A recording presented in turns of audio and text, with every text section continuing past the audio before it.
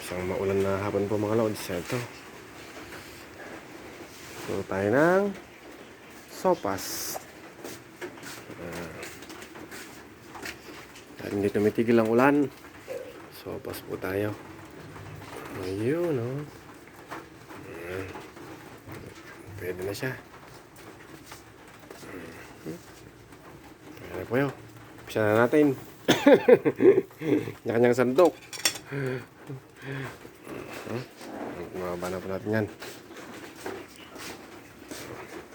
Sa maulan na sopas.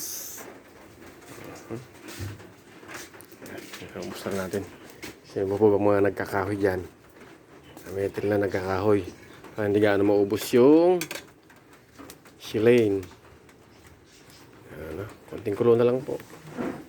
Umpisa na natin. Sige po, hanggang dito lang. Sopas.